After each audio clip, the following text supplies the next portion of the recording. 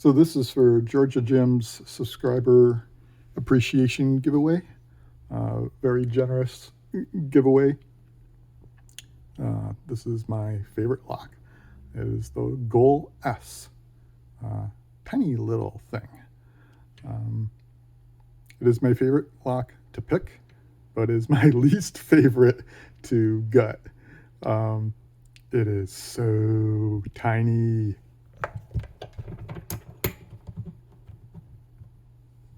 I mean,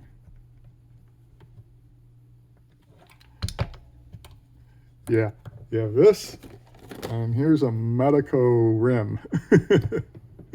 um,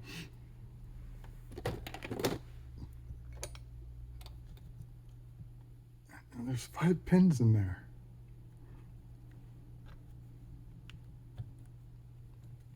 And these springs, I mean, it is fairly easy to get access. You just pry this cover or slide it off.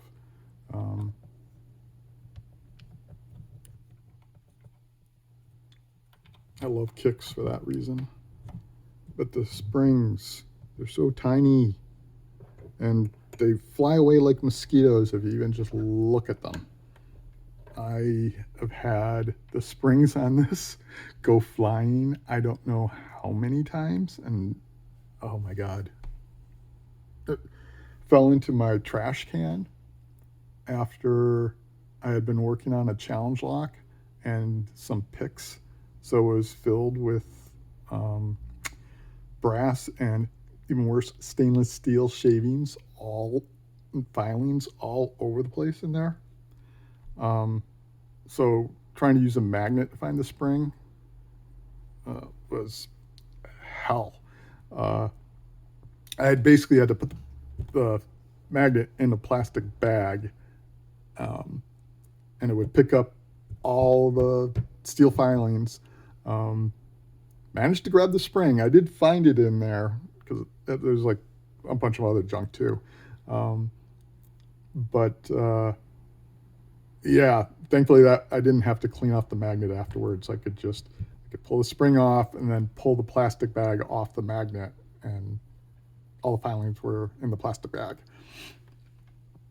So, nice tip if you ever have to do that. But this lock, I got it for a blue belt. I had bought a Yale. Sorry for the long story, but I thought I was buying a Yale 500. What they sent me was a Yale 500 Plus, which is unranked. The 500 is blue. So I thought I was picking a blue belt lock. It turned out it was unranked. So I did eventually get it, but I couldn't use it for my blue belt. So I bought an SFIC because I didn't know any better. And I wasn't thinking. I knew not having an operating key wasn't going to be a big deal. And I figured I'm not going to be putting it in anything else. So having the control key wasn't a big deal. But it was in a housing. And you have to show the holes that are on the bottom of the core so that you can, because you don't have to gut it, but you have to show the pins through the holes in the bottom of the core to show that it's all populated. And this thing, I can pick it to operating, but I cannot pick it to control.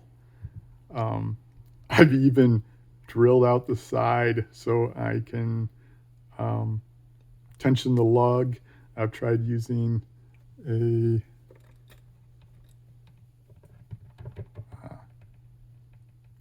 sleeve tensioner because this does have the holes in the bottom.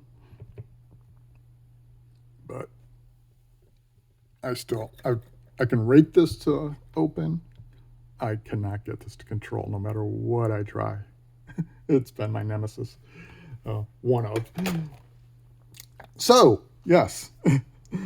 2 failures to try to get blue. So I got the gold P.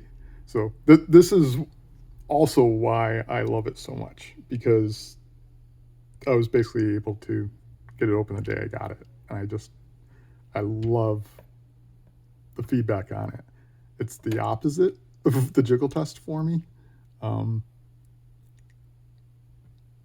or I don't know about opposite, but it is a lock that threw me off on the jiggle test. But the feedback on it to me is so clear. Basically, if the pin moves smoothly, then you pick it. If it doesn't move or it feels weird, like mushy or rough, you don't pick it. It's simple as that. So if it moves smooth, you pick it. And I it it just felt right. And I found it an easy open. It is my comfort lock. If I'm having trouble with another lock, uh, I can come back to this and feel better. The speed picks record is 4 seconds. I don't think I'll beat that, especially with my hands shaking. Oh, I should show the key.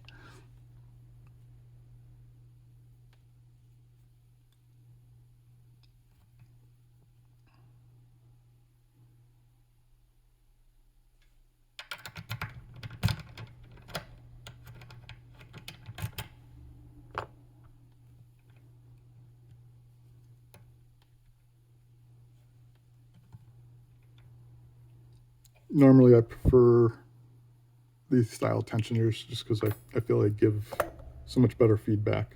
But um, pin 1 is so close to the end there, it doesn't sit in all that well. So this, the bar tensioner seems to work pretty good.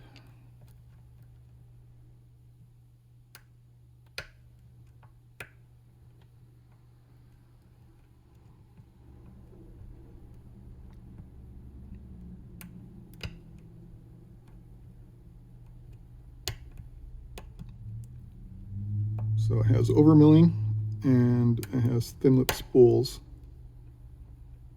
So you get the counter rotation.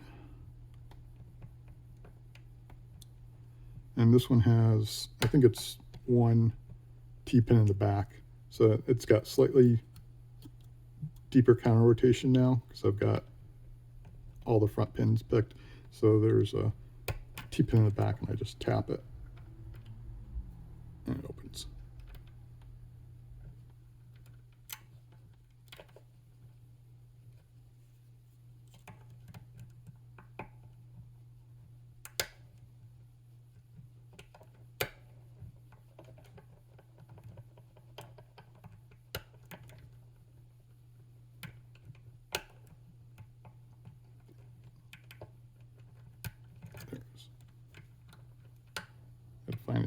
Finding the T-pin.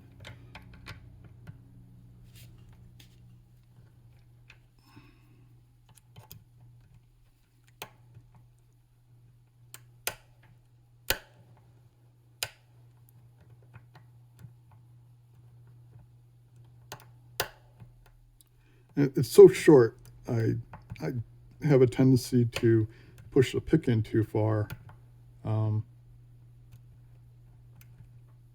So, I'm back here like this, trying to find where the pin is, and, I'm just,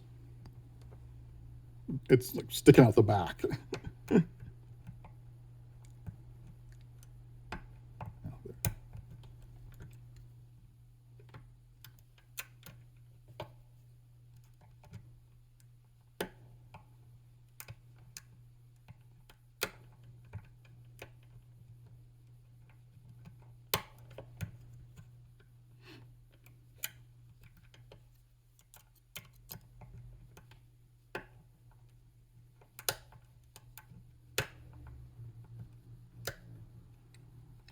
I feel like I could get the speed pick if my hands behaved, but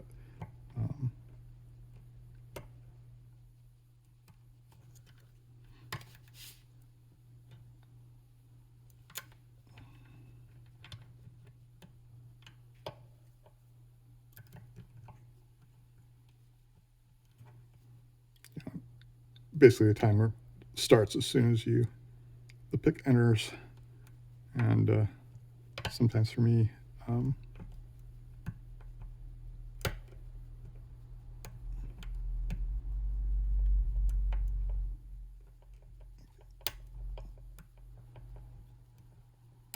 it's tough to control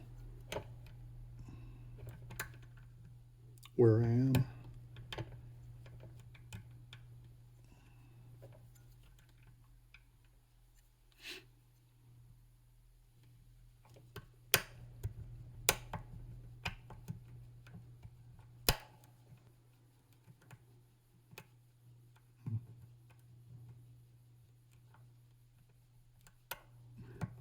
And there it is.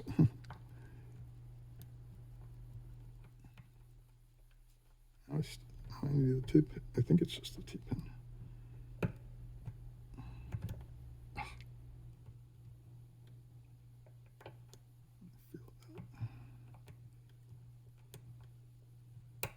Oh, that's so funny.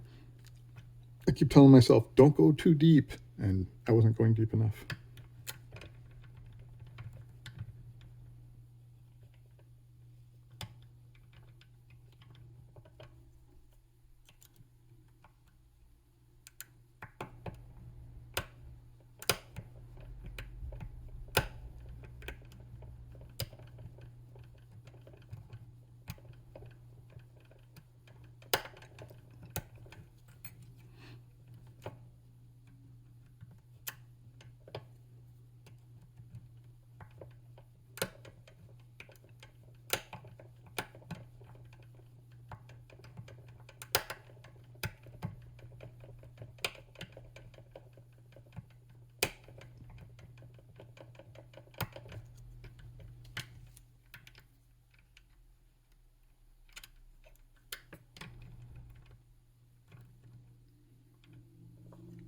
Yeah, so I probably could memorize the pattern. I think it's 2, I think it's 1, 3, 4, 2.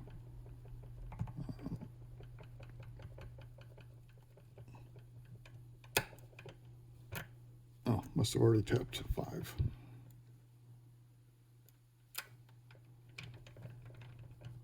And you do have to come back, because like one of those is putting it into the milling, and then it has to come back out of the milling. So I have to figure out which one is 1 or 2 I have to hit again to get it out of the milling. 3. It was 2 next, right? Yeah, 2.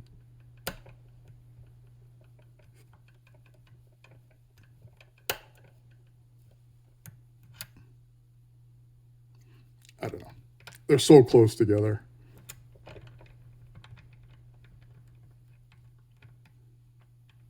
Typically, I'm not going for speed. But